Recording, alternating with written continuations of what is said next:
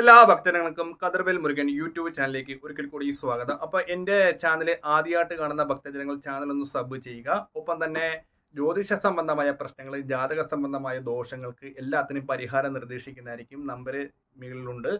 ഒപ്പം തന്നെ നിങ്ങളുടെ വീടുകളിൽ വാസ്തു സംബന്ധമായ എന്തെങ്കിലും ദോഷമുണ്ടെങ്കിൽ വീടുകളിൽ വന്ന് വാസ്തുപരമായ കാര്യങ്ങൾ നോക്കുന്നതായിരിക്കും. ഒപ്പം തന്നെ കാര്യത്തിൽ നടക്കാം. കർക്കിടക മാസമൊക്കെ ആയി അല്ലേ? നമുക്ക് എല്ലാവർക്കും ഒരു പരിചയമുള്ള ഒരു ക്ഷേത്രമുണ്ട്, പുരാതനപരമായിട്ടുള്ള കൂടൽമാണിക്യം ഭരതസ്വാമി.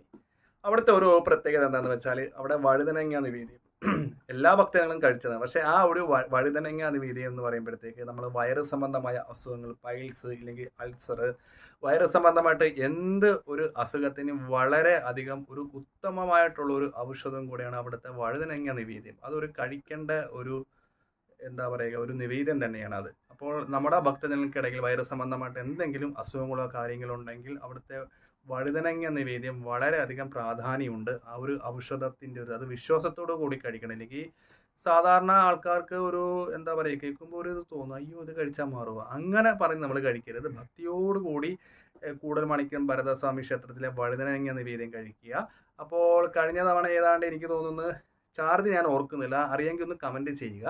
അപ്പോൾ ആ ഒരു വഴുതന നിവേദ്യം അവിടെ പോകുമ്പോൾ ഭക്തജനങ്ങൾ തീർച്ചയായിട്ടും മേടിക്കാതിരിക്കുക. നമ്മുടെ കുട്ടികൾക്ക്, മുതിർന്നവർക്ക്, നമുക്ക് വയറ്റിൽ ഉണ്ടാകുന്ന ഗ്യാസുകൾ, വയറ് സംബന്ധമായിട്ട് എല്ലാ രോഗങ്ങൾക്കും ഈ ഒരു ഭരതസ്വാമിയുടെ വഴുതനങ്ങ നിവേദ്യം വളരെ കഴിക്കേണ്ട ഒരു ഒന്നാണ്. അപ്പോൾ അവിടെ പോകുന്ന ഭക്തജനങ്ങളൊക്കെ എന്തായാലും തീർച്ചയായിട്ടും ഈ ഒരു കൂടൽമാണിക്യത്തെ ഭരതസ്വാമിയുടെ വഴുതനങ്ങ നിവേദ്യം തീർച്ചയായിട്ടും കഴിക്കണം.